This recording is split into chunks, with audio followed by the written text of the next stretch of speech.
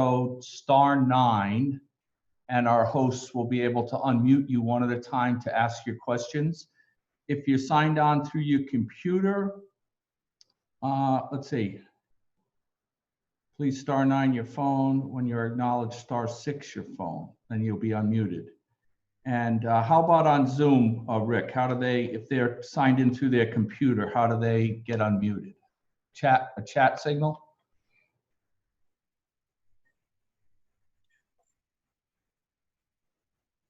Okay, so they can voluntarily unmute themselves. Okay, so let me kick this off, and I want to thank all of the city staff that we have on this phone on this conference.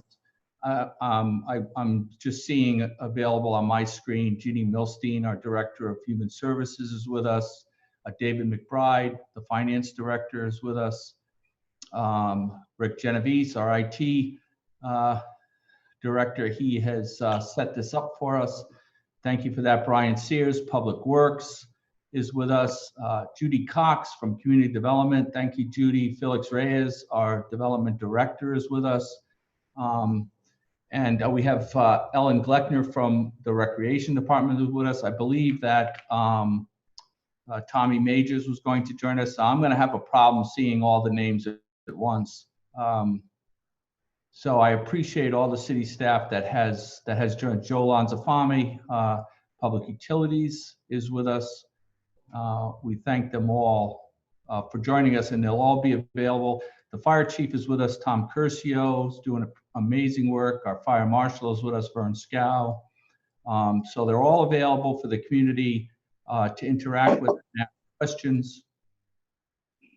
I want to just, and I don't want to take a lot of time, but a few of these directors will give a brief synopsis of what the departments have been doing in response to this pandemic.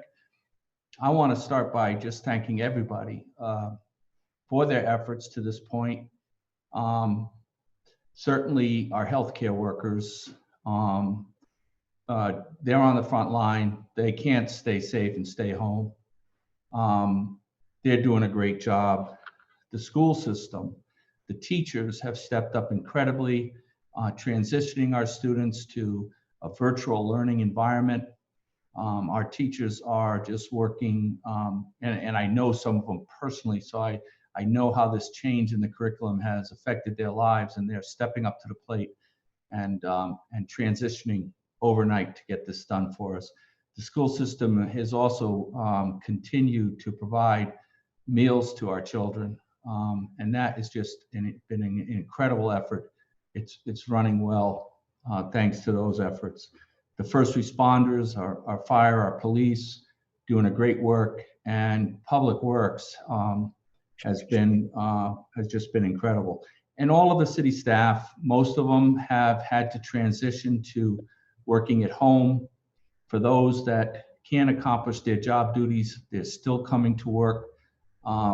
You know, they're all doing their part to get the city through this. And a point that I've made at a number of meetings, which I'd like to reiterate here, is that we are not only working full time to handle this pandemic and the impact on our community, but we are also keeping the city running. We are here to provide all of our usual city services, and we're still doing that. I'm very proud of that, whether it's, you know, from our Public Works perspective or from our development office. We're still working with the developers. The finance office, we're still moving forward, building next year's budget. All of the city's normal business is still going on, and we're still able to manage the issues that are coming out of this pandemic. Now, with that, I want to just turn it over very briefly, and then we'll give everybody a chance to ask your questions that you might have. Let's start with Human Services. Jeannie, if you want to just kick it off and give us a little snapshot into what you've been dealing with the last few weeks. Thank you so much, Mayor. First, I would like to thank our community. I'm so proud of how everyone has come together to help our neighbors. And the collaboration, communication, and coordination is just extraordinary. And I know it's making an enormous difference. First, I'd like to start with our seniors. Under the leadership of Marina Vrachevik, we are making sure that all of the basic needs of our seniors are met. We are making sure that everyone has food, not only for what they need right now, but in the event of an emergency, if food preparers get ill, we have emergency supplies of food. Our senior center staff is calling our seniors to do well-being checks every other day, just to show support and see what folks need. And we are also making sure that our seniors are able to get to their medical appointments. We are also working diligently with our partners to make sure that the food operations are running as smoothly as possible and that the people in our community who need food get it. For example, the meal center was serving meals. We can no longer do that in this new environment. And so the grab and go meals, that was done and initiated almost overnight. I too would really like to thank not only our healthcare workers, but our first responders under the leadership of Fire Chief Tom Curcio, who's also our emergency management. We are a statewide model for how we are responding. Among our most vulnerable population are the homeless people. Once again, we're a model for the state. We set up an isolation site almost immediately for those who don't have a home and needs to be isolated. Those are just a few highlights, and I look forward to any questions or suggestions that anyone has. Thank you, Jeannie, and thank you for your enormous effort here. I think I hope I didn't overlook welcoming and thanking the city councilors that I see on the call today. I see on the screen in front of me, and I don't see all the participants, but I see President Efren Dominguez. Thank you for joining us, and Councilor James Burke and Riona Dias. And as I see other people appear, I'll introduce them. Director Cyr, would you like to give us a synopsis of the Public Works Department and your efforts? Yes, I'd love to. Yeah, Public Works serves as a support function in the city, doing things to support other departments in the community at large on areas that they can't individually do themselves. The most important thing is this process started was to keep our own department safe and operable. And so with the support of IT, we have moved our administration off-site. So our chief administrator works off-site, but we set up all the computers, and that's going very well as a support. The first thing going forward as we got into this was creating safe places for all of our employees and the public that had to interface with the city. And that never having done that at that level before, we had to ramp up very quickly. But the staff, even though it was a little nervous, we're all nervous about how things are going to play out, but they all stepped up, and we did a methodical process of setting procedures for personnel in the city and going and thoroughly isolating different departments, different buildings, different areas, and using sophisticated equipment and a lot of sophisticated training we had that we didn't always use, sanitizing and really going and working that throughout the city. And that's all continued. As I say, the staff, we do provide a very important function for the city and in all our departments, and everybody's really stepped up. I mean, we are providing core services in solid waste.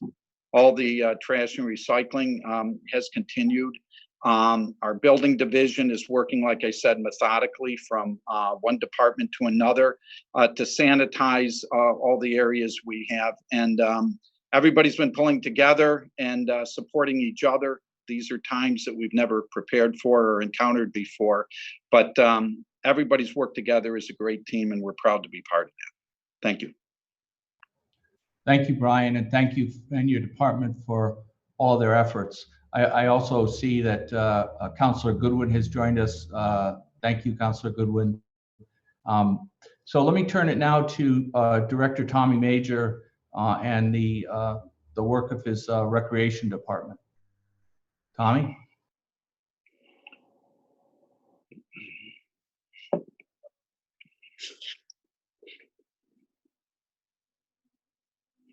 I mean, our goal is to stage or engage our community. The most important, we want to make sure that the city recognize and assist with the city that are recognize a community and heroes, first responders, essential businesses, hospitals, staff, and school staff. We've asked our residents and business to decorate their office windows, indoors, homes, yards with thank you signs. We will be sharing all our work with a sideshow next Tuesday of showing what wonderful development that each home has in business are doing. We are asking students who also all ages to write and share their work. They will be providing cards, which I will hand and deliver to these companies, letting them know that we do appreciate their work that they do. We also are providing services such as New London, our STEP Challenge, form a team which you can residents can form teams and remain socially distanced by tracking their steps. Prizes, we will provide prizes to each team or individuals. We also are going to we're actually going to do a New London run on Dr. Seuss, a 6 weeks run challenge. It's going to be 26.2 miles, or you can do a 50 miles or 75 miles. All in, whoever wins will also get awards. We also are going to we're going to provide a talent show. Submit your videos for your various talents show, New London Youth Talent Show that is held at the God in April has been postponed. So this gives us an opportunity to show the talent that we do have within our city. Offer Youth Affairs is also working very hard to provide services within our city. We have Tina, who has the early childhood program, who is basically going to their members and providing foods and also passing out games and also ideas for so the students can provide learning processes. We also summer youth employment is still providing the opportunities, preparing for the summer. And then we have our New London JRB that is contacting all our students that's within in our system. These are difficult times, and I like to thank the Department of Public Works for helping out, because there's certain things that we've neglected or denied some students, but we want the students out there to understand is that we do care, and there are some things that you such as some of the playgrounds, but we have to also think of your health, your family health, and your senior citizens. And I'm just proud to be a New Londoner. That's it. Thank you. Thank you, Tommy. I think you certainly stand for a whale of pride, if nothing else. And here's the you'll find this flyer. This is one of the creative ways that the rec department has found to get around our social distancing right now, and that's the house decorating contest. So we hope you'll all take part, and we can drive around our city and see the spirit and the support. The judging of that contest will be on April 20th. So you have time to get that done. Tommy, thank you and Sharon and the rest of your department for all your efforts. You know, let me make a point here as I tee up our development director, Felix Reyes, but on the point that I think our rec department is working so hard at, you know, we have to be physically isolated right now, but we do not have to be emotionally isolated. We can still connect with each other. We have to do it in different ways, but we're still a community. We're going to pull together and we're going to get through this. You know, aside from meeting the very basic needs of the community, the humanitarian needs, we're also looking forward to getting the city back on its feet economically. We're trying to help our small businesses. And with that, let me turn it over to Director Reyes, and he can tell you a little bit about our efforts on the economic front. Thank you, Mayor. Thank you, Mayor. Good evening, everyone. Thank you, Mayor, for putting this this town hall. I think it's always important to be able to communicate exactly the efforts that are happening. And so our office, the concept of our office right now, what we're spearheading is all about communication. I first would like to echo some of the things that the Public Works Director had mentioned about adjusting his staff. We've had to do the same thing. We have some staff that are still working in the Planning and Zoning office, Community Development office, and also our building department is still active, and they are working virtually. We've made some updates on our website, so you can still get your permits. Inspections are done now through video and pictures for internal inspections for your residents. So we're still doing those things. I think that's very important. That goes along with some of the stuff that was mentioned earlier about the business as usual, aside from the COVID-19 efforts. So right now, overall, I like to kind of point to 5 major things that our office is really focused on in regards to that communication. Number one, our office is really digesting and educating ourselves daily on what's available for our small businesses and our nonprofits. It's critical for us to be kind of like the subject matter experts and be a contact for our small business and nonprofits, kind of to reach out with and have a conversation. Do I qualify for this? What's available for me? So we've done that, and it's something that we do every day. It's something that the information happens to change daily, and we try to keep up to date on that. So our help center is live. Adriana Reyes, some of you guys may know her from she's a member of our city clerk's office. She is doing a phenomenal job helping our small businesses kind of navigate through what's available, both in English and in Spanish. That's important. We're spending a lot of time on our outreach and making sure that everyone understands what's available and everyone has access to information. Another kind of pillar is the partnerships that we have regionally. It's very important that everyone knows that the information that's out there for small businesses is universal. So the information that Groton has, the information that Norwich has, it's all the same. So we have been working together. An example of that is that our help center, because we have those bilingual available and services there, we are helping Groton, Norwich, and Waterford, where they're small businesses where Spanish or English is not their dominant language and Spanish is. So that's a way of kind of working together regionally. And then finally, I'd like to bring up quickly is the funding aspect and understanding where funding is coming from and the responsibility the city has to getting federal funding and how to make sure that we distribute that in a fair and equitable way. So those are the pillars that we're kind of standing on. I'm getting through this COVID pandemic, and I'll yield my time there because I'm sure folks will have some questions. Thank you, Mayor.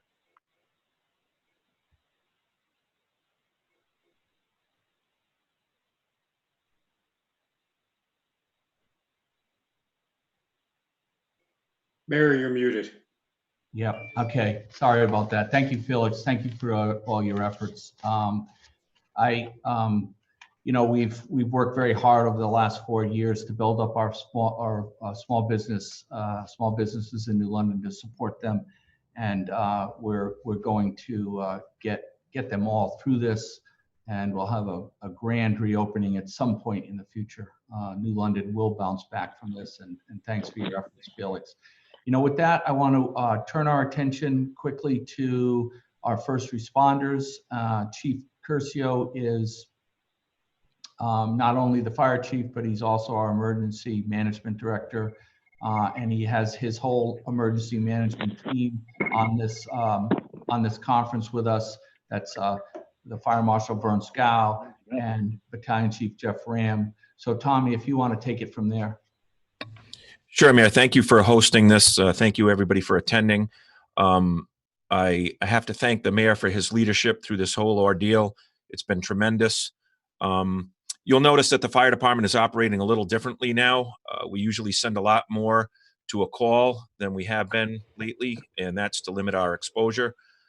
The dispatchers have been provided and have been doing a tremendous job letting our staff know when we respond to a call, what we're going to encounter there, whether or not they're showing signs of the COVID-19,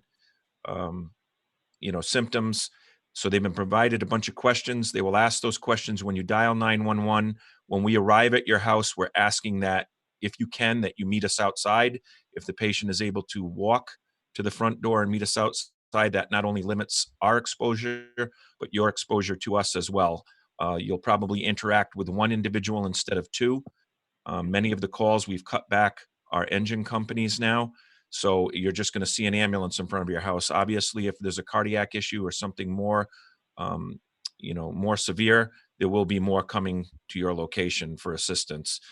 We will be wearing different equipment now. We're going to be wearing masks, face shields, goggles, gowns, not your usual uniform that you see us pull up in. So whatever information that you can provide to that 911 dispatcher, we would ask that you do that so our crews can get the appropriate information when we're responding to these emergencies. If you look at your Zoom screen, there's a chat function. If you have any questions, you can type those in. The department heads can look at the question and then be prepared to answer those. Also, I would like to thank my staff here at the fire department. They have been awesome throughout this whole ordeal, very positive. Obviously, even like Brian said from Public Works, everybody is a little nervous. We don't know what to expect, but we are doing the best to provide our employees the best equipment and whatever we can purchase or get from our suppliers and through our Department of Homeland Security. So please don't hesitate to call us if you have any questions. There are also great resources online. Yale New Haven Health has a website set up for any questions that you might have. There is a 1-800 number. It's 1-833-275-9644. That's 833-275-9644. I believe it's a call-in hotline that you can dial in from 7 a.m. to 7 p.m., ask any questions. They have a drive-through testing facility that is at their location. You do have to have a doctor's note or doctor's order, I should say, to go through that testing facility. They will actually schedule the time. So I want to thank everyone for attending here. If you have any questions, please type it in, and I will see if I can answer your question. Thank you. Okay, thank you, Tom. Thank you for all your efforts. I think so. If there are any other department heads, I want to touch quickly on finance, because one of the important things that we have to look out for during this crisis is, the public purse, our cash flows, how this is going to affect the city's finances. Fortunately, we're in a great place, having gotten the city in a lot better place over the last 4 years financially. We have a good, strong fund balance behind us. Our bond rating was just increased, about 6 months ago. Our revenues continue to grow. So we're prepared to weather a storm, but we're watching that closely. We are managing our expenses so we can maximize the reimbursement from FEMA under the national and state emergencies that have been declared. So with that, Finance Director McBride, did you want to add anything on that, on those efforts?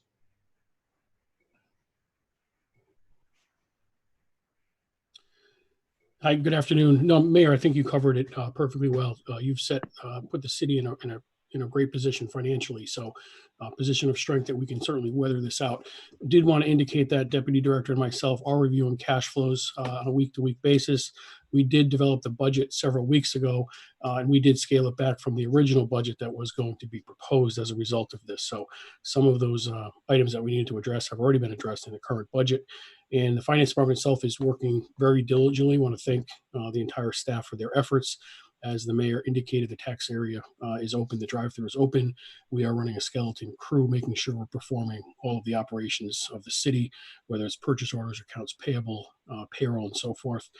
2 weeks ago, we did have a bond offering that we closed on, just in perfect timing. So that was a very strong effort as well. And the city's strength came forward in the number of buyers that was soliciting that bonding. So again, we'll keep our eyes on the cash. We're going to continue to work on that, working with the various department heads on the submittals for reimbursements for various expenditures. So we'll have more to report over the coming weeks. But as of now, things are looking good as far as the cash flows go. So thank you all. Thank you. Thank you, David. We also have Riona Dias with us, and thank you for joining us, Riona. We have a question waiting in the chat. Before I go to that first question, I'm wondering, Council President Dominguez, did you want to weigh in? There you are. Thank you. We're not hearing you, Efren, for some reason. Yeah, you're unmuted. Oh, you know what? The host, Rick or Dan, can you unmute Efren? 1 second, Efren. Stand by.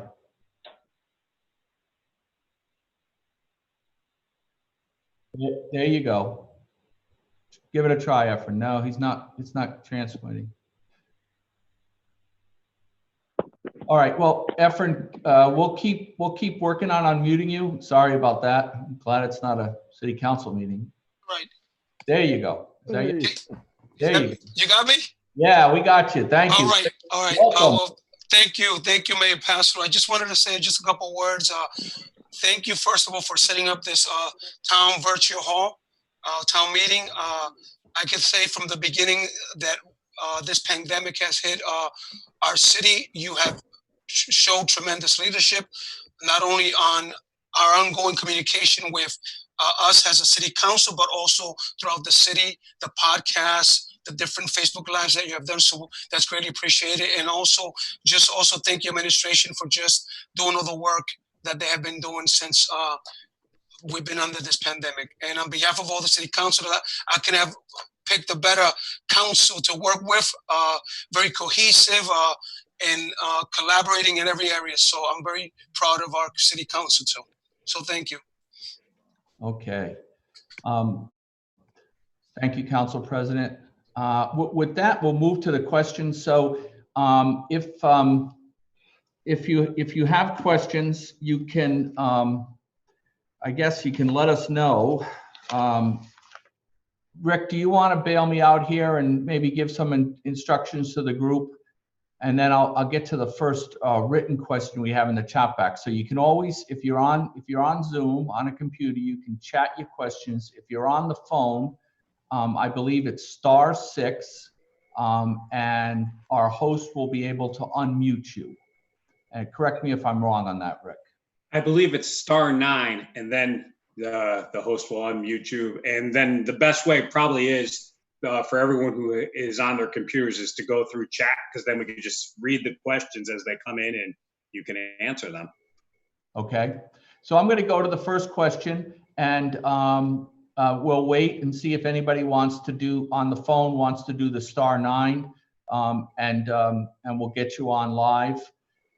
But the first question comes from a school bus driver here in town, and she says, school bus drivers and aides are here listening also, and we would like a prompt solution to our problem, please, and thank you. This is a situation I was made aware of in the last couple of days, and I certainly apologize for the time it's taken to work out the situation with our school bus drivers. They're employees of First Student. I have found out a lot about this in the last 24 hours. It is a problem that a lot of school districts are struggling with. The governor's office just put out additional guidance to cities and school districts on how to resolve this issue. I can tell you that the school administration and the Board of Ed are redoubling their efforts, and we are hoping that there will be a solution very soon for you, but I can assure you that I am working on the effort diligently. So while I can't give you a solution today, I can tell you that we are focused on the plight of our drivers. I mean, these are families, employees and families in our city, and we are going to address this issue for you. So I'm sorry for the time that it's taken. Riona Dias, Councilor Dias, tells us that they've posted a picture on the website of what a firefighter is going to look like coming to the home, so that, and we know Riona is is the director in longstanding for the Drop-In Learning Center. So children are in the forefront of her mind. She wants the children to understand what our firefighters are going to look like if they come to their home during this pandemic. So thank you, Riona, for that. Let's see if I have any more questions here.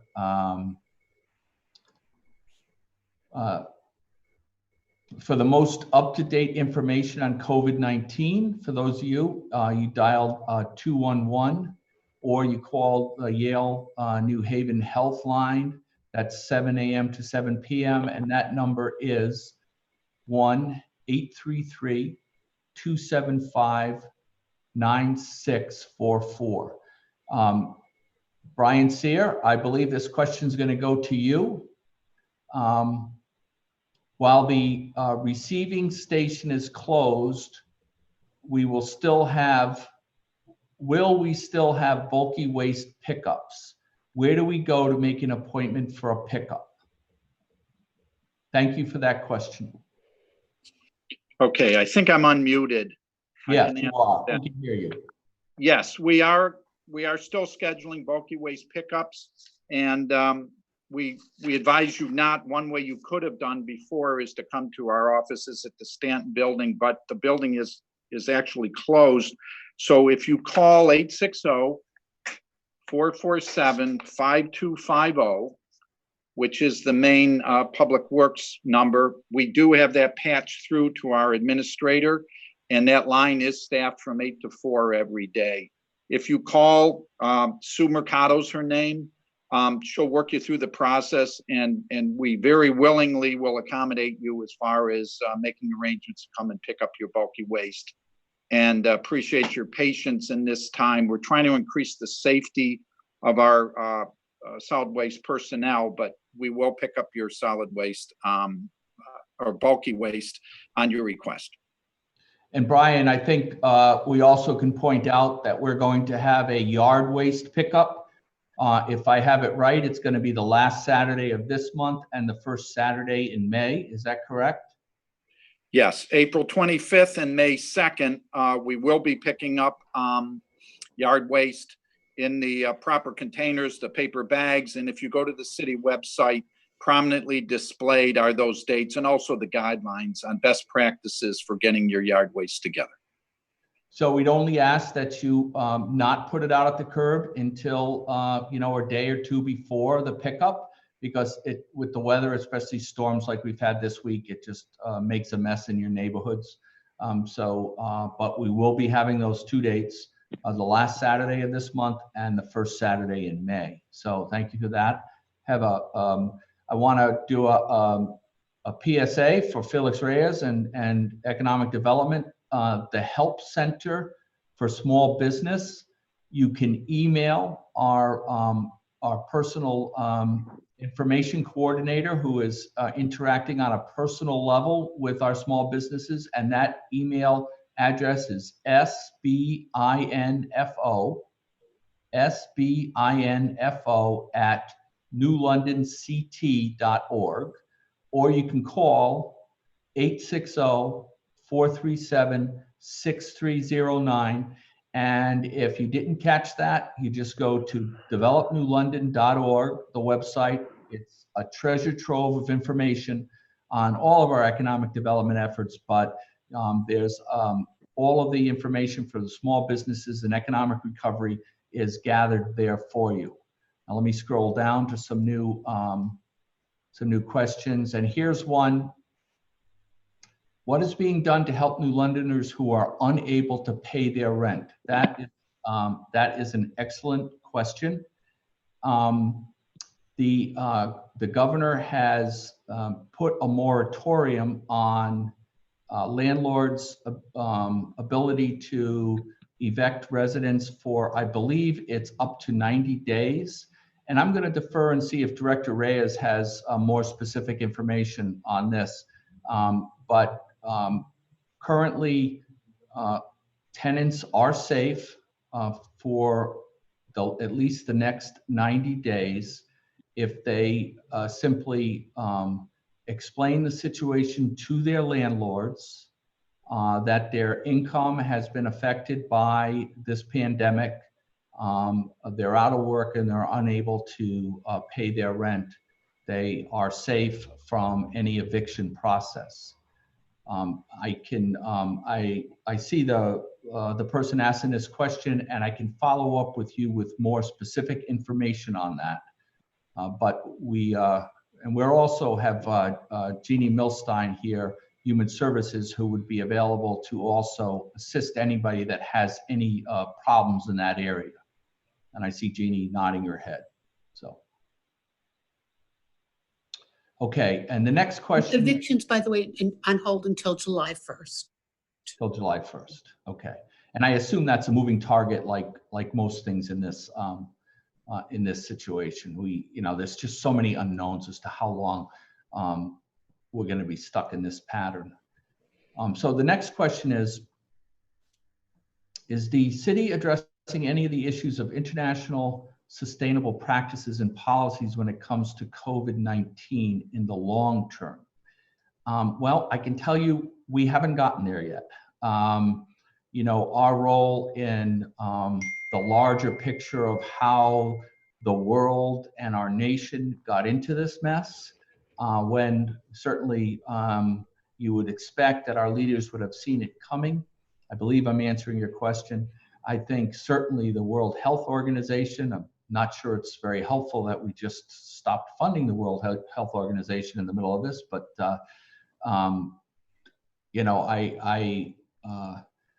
excuse me, I just got distracted. I think that the city should step up, and whatever role we can do to get both our national government and the world governments to be more prepared to catch a pandemic of this nature in an earlier stage before it affects so many lives and the world economy, our national economy, and the city economy in such a dramatic way.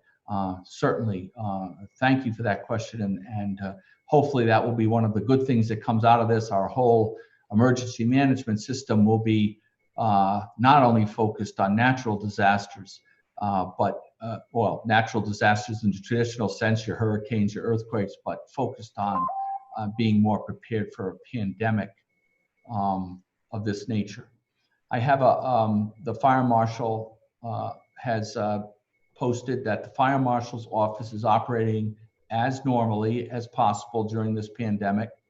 You can call the office at 860-447-5294, and you'll find that information on the city's website, newlondonct.org. With any questions or comments or even complaints, the fire marshal's office in the city is pretty amazing and very responsive. And Judy Cox has confirmed that evictions are on hold until July 1st. So we have quite a bit of breathing room there. The income tax deadline has been extended, by the way, till July 15th.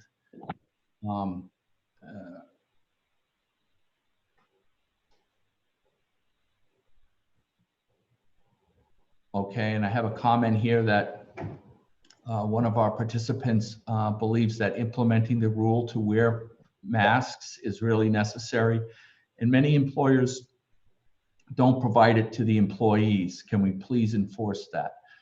This is an excellent point. I believe the state and our national leaders are getting out the message.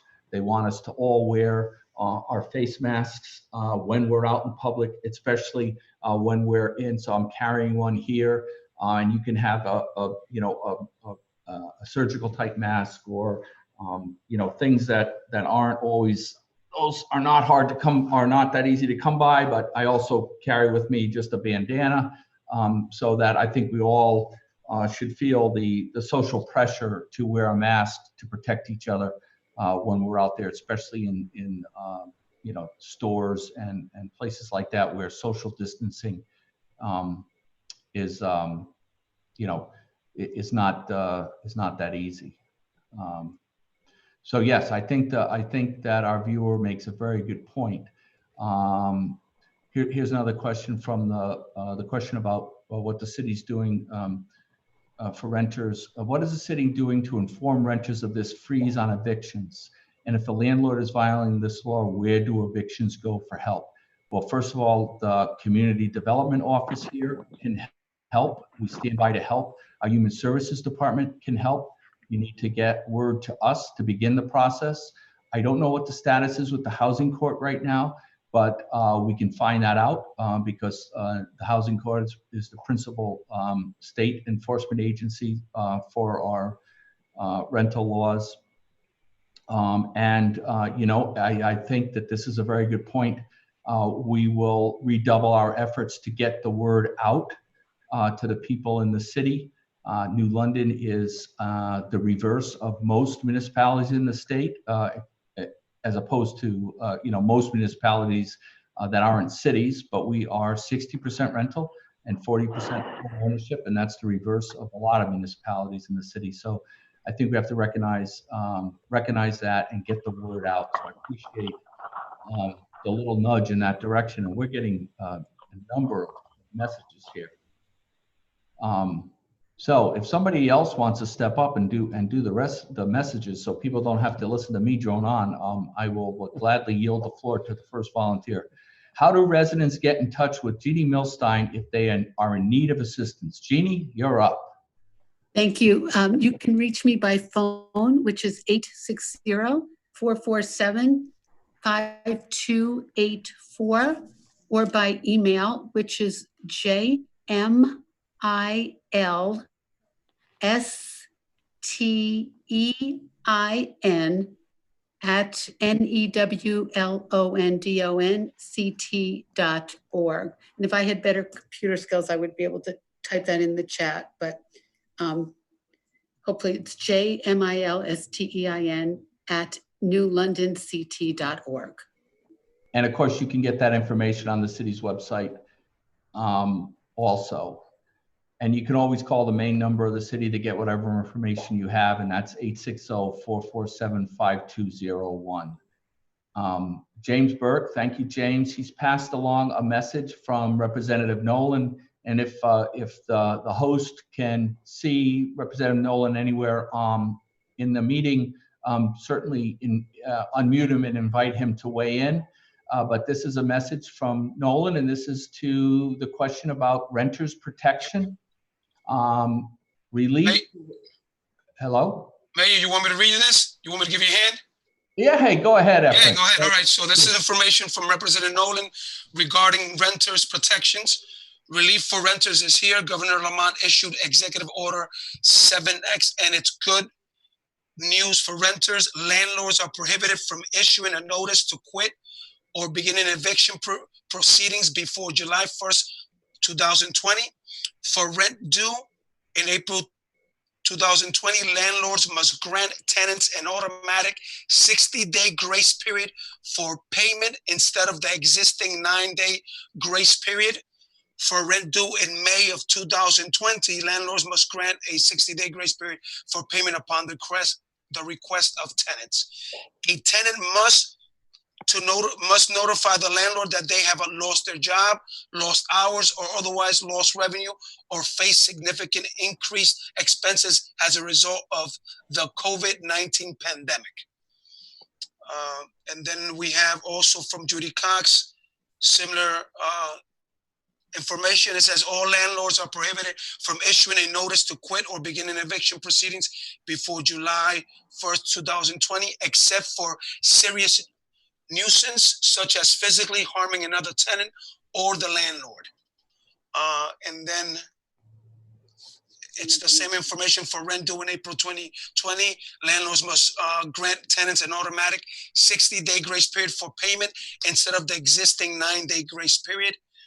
And for rent due in May 2020, landlords must grant a 60-day grace period for payment upon the request of tenants. Under this provision, a tenant must notify the landlord that they have lost a job, lost hours, or otherwise lost revenue or face significant increased expenses as a result of the COVID-19 pandemic. We also have some information, a question from Ms. Perez. It says, is New London planning to wash streets or something to disinfect the town or kill the coronavirus? Mayor, I'll let you answer that. Yeah, thank you, Efren. I'm going to defer to Brian Sayre on this, but I don't believe we have not received any guidance on that. I'm not sure the virus spreads in that way. What we are doing is the surfaces for city buildings that we have received the guidance on that have to be cleaned on a regular and periodic basis. We are doing that, but I don't believe there's any guidance. Brian, you're ready to weigh in on that? Yes, I can weigh in on the overall sweeping. Our sweeper has been out of service for some maintenance, and that's shortly to be wrapped up. So we will be resuming in about this time of year. We resume our downtown street sweeping no matter what. But I will weigh in. Yeah, we have not gotten any feedback in terms of anything to add to the regular water mixture we use for the street sweeper that would actually control the virus. But just as a best practice, we will be shortly resuming our regular street sweeping activities. So I hope that answers the person's question. I also want to put in a plug here. I've been reminded that one of the other ways we started communicating is through a new podcast that's Talk New London. We have a number of episodes that are currently posted on either the Talk New London page or the City of New London's website, newlondonct.org. We post these links to these podcasts on our Facebook page. And if you haven't caught any of these, you should. They're very informative. These are interviews with various department heads, and you'll find them very informative. Councilor Dias has put in a chat here. This chat box is getting very busy. At some point, I'm going to take a break and see if the press, I noticed that the press is online. If the press wants to be unmuted, just the host can unmute them. And Greg, you can go ahead if you have any questions and just interrupt us at any time. What about people who work with the public but do not have a doctor, but should be tested for COVID-19 because they are not feeling well, but they need to work and their jobs have them working with others, i.e. home companion workers, working at fast foods, gas stations, etc. Jeannie, do you want to take a stab at that one? I believe the community health center is one option, right? Yes, I think that the community health center is certainly an option. And then Chief Curcio might want to weigh in on this as well, because I think that you call a number as well. Yes, it's right there. I listed the number again. It's the Yale New Haven health number that they can call in. And I would assume that 211 can also assist as well. That's correct. Okay, so here is the Yale New Haven hotline, 1-833-275-9444. 9644. 833-275-9644. And one thought that's come to me as we're doing this, especially when we're talking about the renters protection and now this question, I think we'll try to do is put together some short frequently asked questions and put them up on our website so that this information can be accessed by people at any time. So thank you, Riona Dias, Councilor Dias, for that question. That's a very good question. And let me give you a number for renters to call if they are experiencing problems with their landlords. You'll be calling the Community Development Office, Judy Cox. Her number is 860-447-5243. And you could also find her contact on the city's website. I'm going to scroll down a little more. This is a good one. Riona, Councilor Dias is asking if we can do a Talk New London in Spanish. I think that's a tremendous idea. I'm going to pass that one off to the council president. That'd be a great idea. Absolutely. Absolutely. Yeah, I don't think the host of that is bilingual, but I'm sure Brian Scott Smith would be interested in exploring that, and I'd love to see that happen. I think we should do that. I think that would at least do some of them in Spanish. Absolutely. Let's see. Oh, here's Greg Smith. Here's the press. Thanks. He's all set at the moment. Okay. Thanks, Greg. Sharon Maynard has posted for everybody a link to our podcast. Thank you for that, Sharon. Right now, I think I'm caught up on the chat. So I'd like to just open it up to anybody that wants to weigh in. If you're able to unmute yourself, if not, get our attention through chat and we'll unmute you. Anybody else that wants to weigh in, feel free. I think we're approaching the 1 hour mark. I think this has been great. If people think that it was helpful, I think we can reconvene like this on a periodic basis. I'd love to give the community a chance to bring us your questions, your concerns. We're trying very hard, but with the feedback, we can adjust our game to the needs of the community. So we need that feedback. We will, first of all, some great advice. I'm sure the whole team has heard today from this meeting is that, let's increase our outreach to renters. Let's reassure them. I know we're working very hard on food insecurity issues in this city, and we have a great infrastructure in place that we're piggybacking on to get that done. But, there's also housing insecurity. I think we have to recognize that. I think we have to get some reassurance out to people in this community that are feeling that. So we will turn our focus on that. So, Efren, do you have any final thoughts for us? No, just I think, to echo what you said prior was I think this is something that we should do periodically, these town halls, and allow the community to voice their concerns or the questions that they have, and also as the department heads did today, they reported on what they've been doing and what's going on. So this was excellent, Mayor. I think this was a great idea, and it should be done like you said. All right, let me just look at a couple last chats here. We got some thank yous, from people watching. So thank you all. So with that, I think I want to thank everybody for participating. Councilor Dias, thank you. A plug. We have city council meeting. That's our regular city council meeting is 7 o'clock Monday night. Before that, the finance committee meeting is meeting at 5:30. You will be able to participate in this same format on Monday night. You'll find a link on the hearing notices on the city's website. There's also call-in numbers. And also, and this is the most exciting thing, and I want to thank IT for this, we are now on YouTube Live. And the meetings are accessible either in the live format or immediately after. And they're all up there. So you can go to YouTube Live now, and I think it's been 3 or 4 meetings. Some of the budget meetings are all up on the city's YouTube Live channel. so you can access all of the city's meetings there. And some of the consequences of this pandemic are not bad. Most are bad. This is not a good situation, but we're all certainly upping our game in how to deal in these virtual formats. So that's a good thing. Mayor, one thing Judy Cox is reminding everyone to complete the census. Oh, the census. If we got out of this meeting without mentioning the census, I would be in big trouble. Yes. You get focused on one thing, and I did mention our city business is still going on.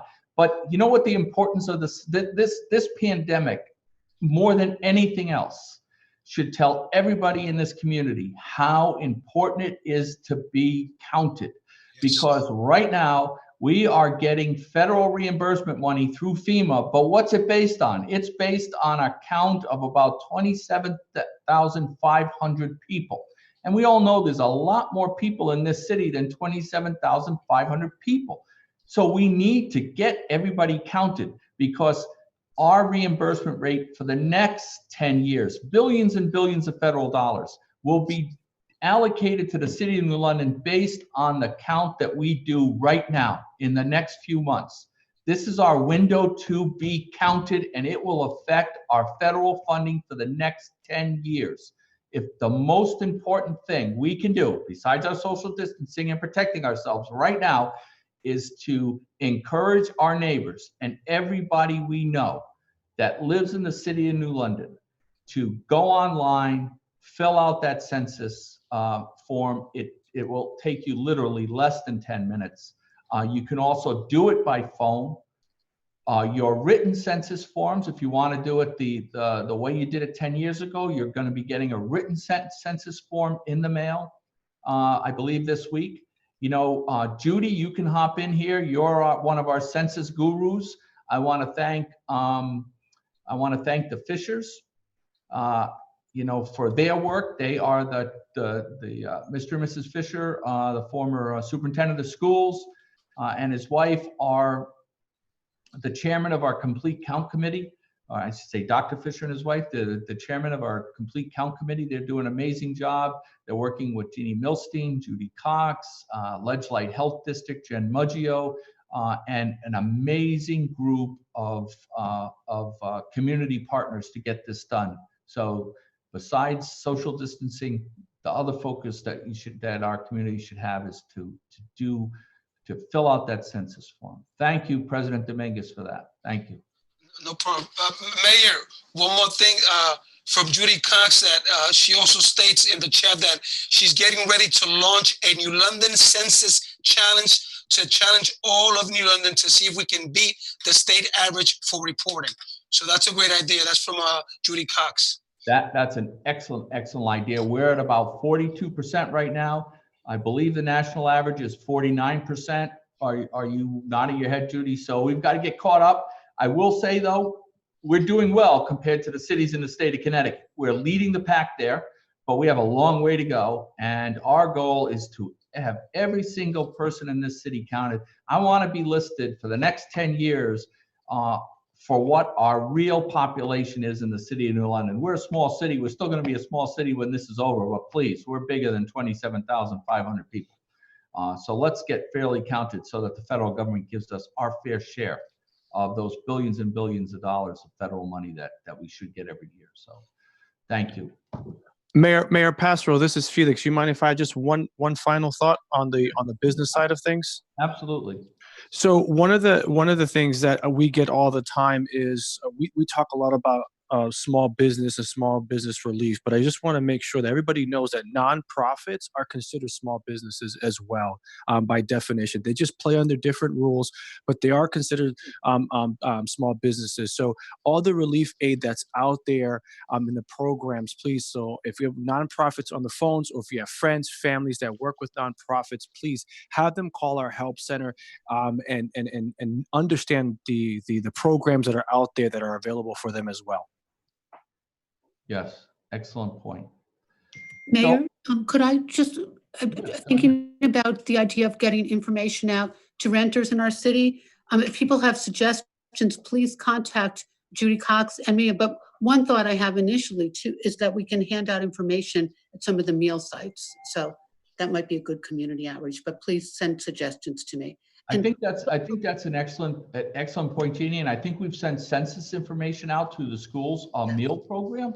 So let's get some of this renters protection information out. We'll get it translated and we'll get it out with the student. I believe they're doing 4,000 meals on the days that they're distributing the student meals. So that's a great effort. We'll piggyback on that. Great idea. Great. Any other ideas? Send them our way. So we're just about an hour, and I see Council. Oh, go ahead, Rick. Steve Fields wanted to make sure that we mentioned what a great job Ledge Light's doing for us and how informative they've been to us. Oh yeah, an amazing partner. I can tell you that not just me as the mayor, but certainly our emergency management staff and many other directors in this city and partners in this city are constantly in touch with Ledge Light Health District. For those of you who don't know, they're our local Department of Health. It's a regional effort. Steve Mansfield, Jen Muggio, Chris Magnuson, the whole staff, daily, numerous contacts. They are leading the way to make sure we're all protected and we save as many lives as we can during this. Now, I'm just getting another plug that we have to make, and that's for the restaurants. I'm going to put in my order tonight at one of them. We can still go out to dinner. It's just a matter of picking it up and bringing it home. So, and I want to thank Main Street. They did a great job last Thursday with their, with their social media virtual happy night hour. out for dinner. Yep. What was it called? Virtual happy hour tonight too. Yeah. Go ahead, Judy. Yeah, tonight at 6:30. Last night went to the new Draft Choice and tried that place, and it was amazing. So just get out there and visit the restaurants. But tonight, Main Street does the Thursday night virtual happy hour at 6:30. Pick up dinner, sit down, take a picture, and share it on their Facebook page. Fantastic. So let's adjourn this meeting and let's all go to the virtual happy hour. And just remember, we're physically separated. We are not emotionally separated. Let's stay in touch. Let's support each other, and we will get through this. So with that, let's sign off for now and reconvene in the very near future. Thank you all for joining us. Let me see that.